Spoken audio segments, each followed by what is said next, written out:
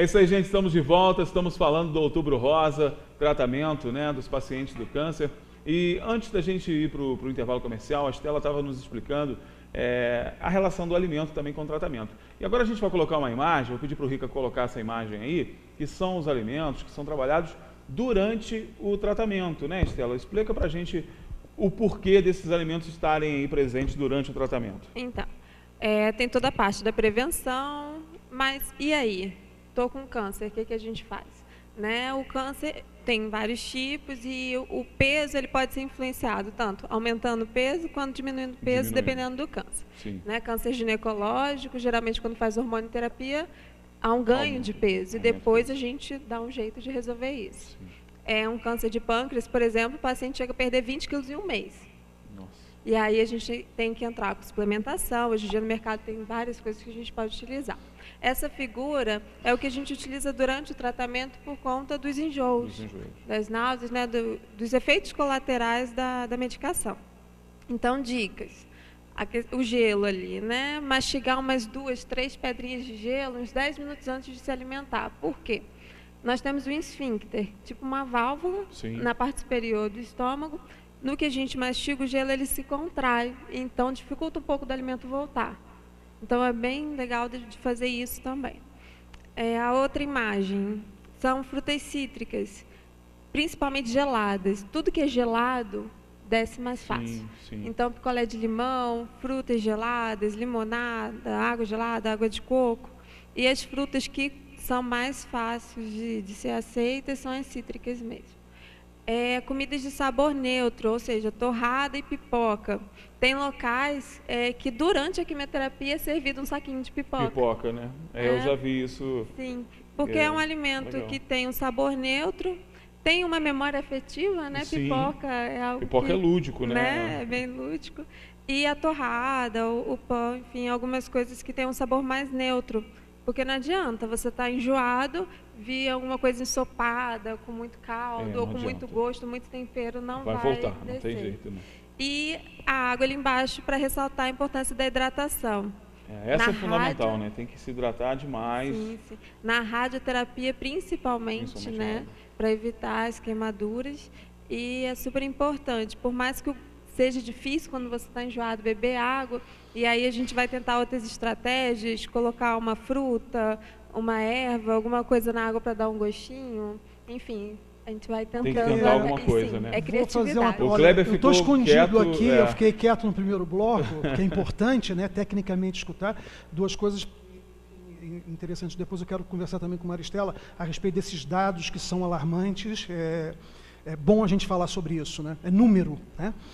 A questão da nutrição, eu sei que durante o tratamento é bem mais enxuto, né? É bem mais fácil. Agora, a pergunta que não quer se calar para você quanto nutricionista, a prevenção. Aí a gente fala de produtos orgânicos, a gente fala de uma série de elementos que inclusive já tem o princípio como dificuldade, é a mudança de hábito, de como eu como e de como eu vou comer. Agora, para as pessoas que não têm condições, porque quando nós estamos falando para um público, então, que teria uma possibilidade de fazer um supermercado semanal destinado a isso, a uma prevenção. Agora, qual é a equação para que eu atinja realmente a toda uma camada? Sendo que, por pesquisas, inclusive, a camada das pessoas com menos recursos é que são as mais atingidas pelo câncer de mama, né? As mulheres. Então, ninguém tem salvo né? Porém, a gente sabe que é uma camada. Como é que eu trato a questão da alimentação? Como eu disse, o nutricionista tem que ter muita criatividade. Tem que ser criativo. Porque Bacana. O paciente que entra, uma das coisas que a gente tem que saber é a condição financeira também, para saber se a minha dieta vai ser um pouco mais ampla ou um pouco mais enxuta. Mas, falando dos alimentos que eu falei da prevenção, por exemplo, o peixe. Nós temos o salmão e nós temos a sardinha. Então, a sardinha tem mais ômega 3 até, porque o nosso salmão de cativeiro, enfim, está super complicado. É um salmão genérico. Então é bem complicado. É bem parecido com salmão, né? Dentro dos peixes, nós temos um bem caro e um bem mais em conta. Nos probióticos, tem a questão do iogurte, do leite fermentado, que é mais caro. Mas o kefir, que são colônias que você faz em casa e vai multiplicando, é doação. Você não compra kefir. Kefir é uma cadeia de doação e em Teresópolis tem, porque eu já peguei. Olha, então, legal. dá para fazer essa questão dos probióticos por doação. As oleaginosas é um pouco mais complicado, mas ainda assim tem uma mais em conta. Normalmente oleaginosas são importadas, né? E por isso são aqueles grãos, né, que a gente está acostumado. E aí nós podemos lançar mão das sementes. Então, por exemplo, a abóbora, você pode pegar a semente e torrar, e é uma ótima fonte. Aliás, é uma né? delícia, tá, gente? Quem não tem... Eu na faculdade tinha mania, né, de levar semente de abóbora torradinha num potinho, o pessoal me chamava de maluco. Você é maluco, tá comendo isso, tá vendo? É que nem pipoca. Tudo bem, né? Não, mas uma coisa que eu gostei muito você falar é da questão da criatividade. Eu tenho como exemplo, porque eu não sei explicar, as pessoas, uma mãe de família que tem 3 filhos e vive com salário mínimo. E que você encontra aquela casa arrumadinha, você encontra, sabe, ela não tem dinheiro para comprar um móvel novo, mas de repente é um tecido jogado ali, é uma cortininha. Então, a questão essas pessoas serem trabalhadas para que elas usem a criatividade delas para a prevenção. Que continua ainda, para mim, muito difícil de entender como é que você sobrevive, primeiro, psicologicamente. Salário mínimo, 3 filhos para criar. Se é que tem um marido nessa história. Né? Então, além de tudo, você tem uma doença como essa. A gente sabe que o tratamento, né, ele é eficaz. Não é que você esteja já condenado. Mas eu fico imaginando a dificuldade dessas pessoas, inclusive em acesso a isso que nós estamos fazendo aqui agora. Aí você está na seara da Maristela, né, Maristela? Que é o tratamento pois mas a gente tem que buscar, porque as pessoas que nos escutam em casa, tá, tem que encontrar nas nossas palavras, sabe, um retorno. Então, pode ser que tem gente, lá por exemplo, uma senhora que esteja trabalhando na casa de alguém e está vendo esse programa porque ela está tendo acesso à RCA através da televisão da patroa, porque na casa dela não tem. Então, de dar dicas, que isso é uma ocupação que eu tenho muito dentro do trabalho aqui na TV, de levar a essas pessoas um pouco de informação. Porque elas não veem, elas não têm acesso. E muitas pessoas não se tratam por conta disso. Da falta de informação. A falta de essa questão jurídica é fundamental que as pessoas saibam os direitos que elas têm. Porque a gente, lamentavelmente, até mesmo no INCA, que é uma referência nacional, né, no protocolo, não só internacional, dos protocolos de tratamento de câncer, você vê que boa parte de pessoas que estão ali são pessoas que chegaram ali já num câncer terminal, porque não tiveram informações, não sabiam que podia. Então, isso é muito lamentável. E outra coisa, Maristela, é alarmante esse número que você está trazendo, porque não é só a questão do Rio, né? Mas é um número muito grande, né? A pergunta que não se cala é o que fazer para frear um número como esse? O que está acontecendo? Quais indicadores eu tenho hoje para entender o que está acontecendo com o Rio, em que nós temos um número tão elevado? A nossa região, né? Porque o Rio nós temos o estresse, nós temos a violência, nós temos uma série de coisas. E a região serrana? Então, o que está... É a água? Não sei. O que é a política, então? Porque eu acho que aí perpassa por um monte de coisas. Estresse, você com certeza pode falar sobre isso muito bem. Queria ter um retorno a respeito disso. Eu acredito que na parte da região serrana, esse dado ele vem de 2015 com perspectiva para 2016. Muito tem a ver com a tragédia que nós vivemos, porque os fatores que trazem, né, o câncer, seja ele independente se de mama ou qual câncer for, são os fatores emocionais, físicos, né, fatores ambientais e comportamentais. Aí entra a área de Estela, porque entra a alimentação, a atividade física, né, nós temos um grande número de pessoas sedentárias. Por que a alimentação entra e pesa muito nisso? Porque comer é bom, porque o comer é a sensação do prazer. Perfeito. Então, eu direciono para o comer tudo aquilo que eu não consigo resolver no meu inconsciente, ou até mesmo no consciente. Eu como conscientemente. A comida como uma fuga, né? Exatamente. Então, assim, eu digo literalmente que para alguns pacientes que eles comem os problemas. A gente come Tá? Então ele transforma o problema no hambúrguer, ele transforma o problema num sanduíche enorme, cheio de tudo, tudo pode, quer dizer, nada pode, né, Estela? Mas que para ele naquele momento é o que vai satisfazer. Né? Eu tenho uma amiga que fala que se você encontrar no restaurante alguma coisa com escrito tudo, tipo X tudo, mega tudo, é porque você não pode comer nada do que está lá, né? Se tiver tudo, é porque você não pode comer nada. Você mas é que nós temos aqui. Mas, Anderson, a gente tem que entrar. Claro, eu vou pedir para mostrar as fotos do. Vamos lá. Rica, coloca as fotos da Maristela, que a gente quer chamar a atenção para o cuidado legal que ela teve. Eu queria que você explicasse um pouco disso, né? Da ambientação ali com os lenços, com os chapéus, que são símbolos muito fortes, né? Para a mulher que está passando por esse tratamento, Maristela. Exato, Anderson. Primeiro que para a mulher passar por um câncer de mama, é muito difícil, porque as mamas, elas não são a representatividade do universo feminino. Sim. Né? Então, o símbolo, né, da mulher. O símbolo. Aí você, de repente, se vê com uma cicatriz, que não é fácil. Você tem que lidar com isso. Você tem que lidar com a dor da informação, do diagnóstico, você tem que lidar com a dor física durante o tratamento, e aquela dor emocional, e se vê debaixo do chuveiro, se trocando, e aquela cicatriz imensa. A perda do cabelo. Nós, mulheres, adoramos essa coisa, né, de luluzinha, de salão de beleza, de cabelo, e transforma, somos camaleoas. E, de repente, como que eu me transformo agora? Eu não tenho mais cabelo. Né? Então, os lenços e os chapéus, eles têm um papel muito significativo também. Por isso, eu resolvi ambientar com os lenços, né? E nós fizemos 2 trabalhos. Um inicial, que foi esse, que nós trabalhamos as emoções dentro dos balões e soltamos os balões, trocamos os balões, de uma forma de realinhar os pensamentos e as emoções e dar um ressignificado para a vida nesse momento. Esse é um momento especial que nós fizemos as danças dos lenços, né?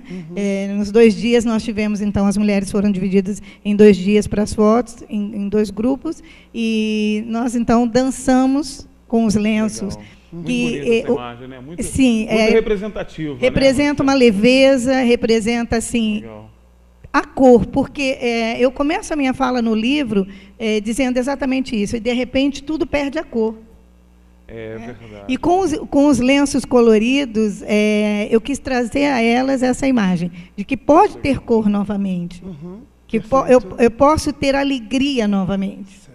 Muito bacana, muito porque eu preciso, mas primeiramente, ressignificar, realinhar tudo aquilo que eu estou vivendo. E o tratamento psicológico, ele não abrange só o paciente. Né? Muitas vezes ele tem que trabalhar a família. Muitas vezes o paciente ele está muito mais firme, ele acredita muito mais naquele tratamento do que a própria família. E a família cai. Né? Eu tenho um exemplo meu, né, muito particular. A minha irmã teve câncer de mama e ela segurou assim de uma forma incrível, e a família inteira caiu, entendeu? Ela, na verdade, foi o nosso suporte, mesmo passando por todo o processo. E foi um grande aprendizado. Certo. Deixa eu te fazer uma pergunta a respeito do implante de mama. Hoje já existe a possibilidade do implante ser feito imediatamente após a retirada, tá, do seio.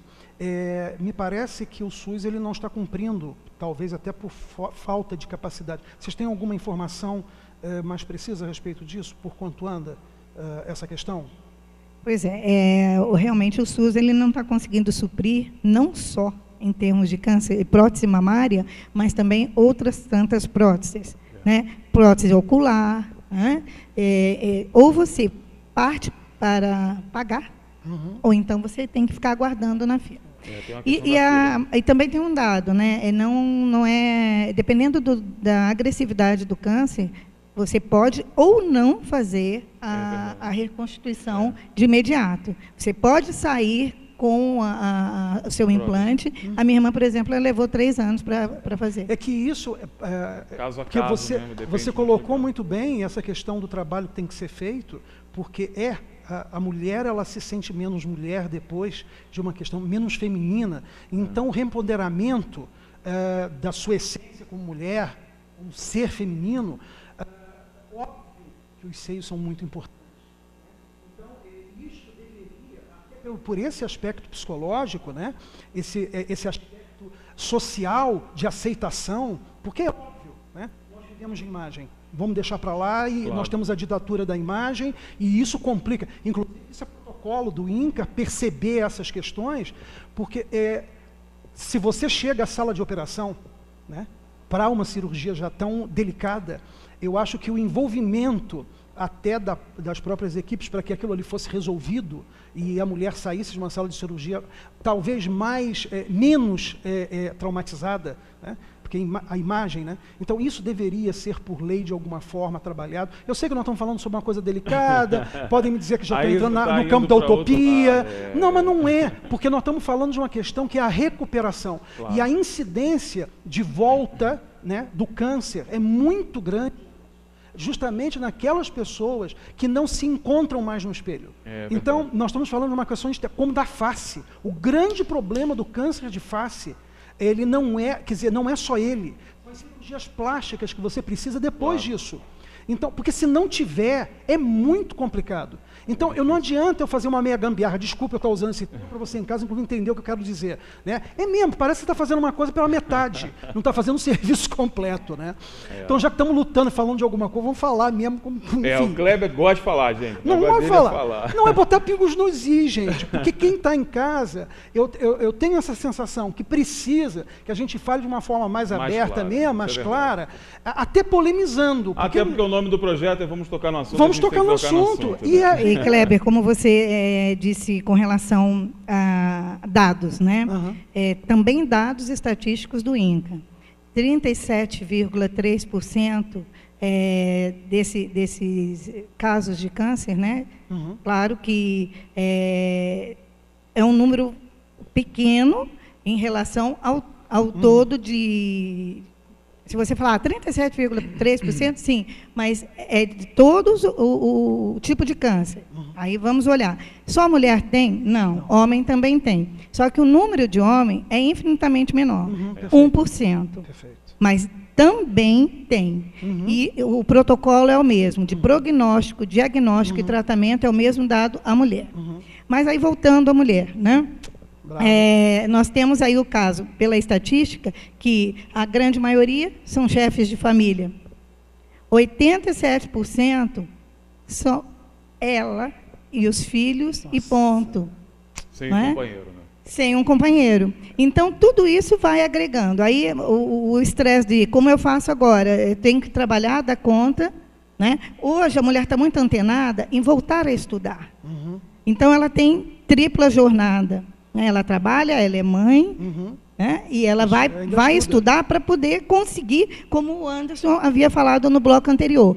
Temos vagas de trabalho, não temos qualificação.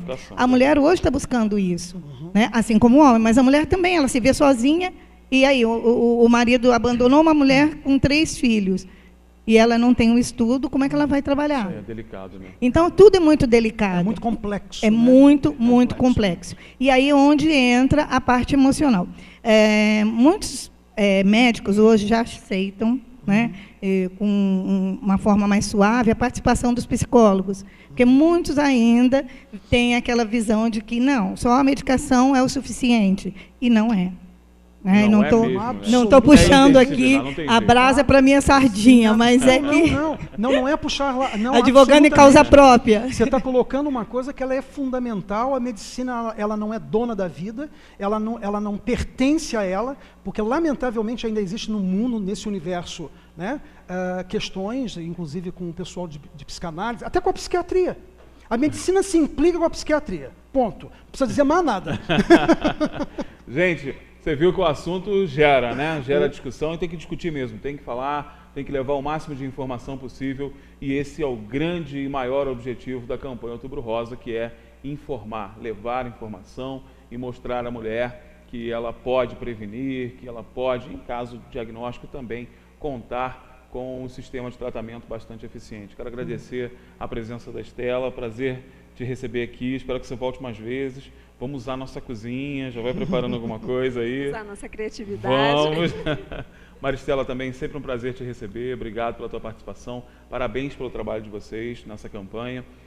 Você que está em casa, você vai ver ainda muito o Vamos Tocar no Assunto, o livro e tudo mais, ainda aqui, a gente ainda vai falar muito sobre esse assunto, mas eu quero agradecer a presença de vocês. Obrigado. Nós que agradecemos o convite. Bacana demais. Aceitou o convite para vir, Estela? Sim, sim. Não é com o menu especial. Gente, para Teresópolis, gente de Teresópolis em Teresópolis fazendo para Teresópolis. Exatamente, isso aqui é o melhor. Gente, intervalo comercial é rapidinho, tá? Porque o pastor Tiago já está aqui, a gente vai finalizar o nosso bate-papo aí em alto nível com o pastor Tiago e o Kleber aqui, nós vamos discutir, inclusive, essas ações aí de humanização, que é o que a gente busca tanto, né? A humanização da saúde, humanização da política, enfim, né? Coisas boas.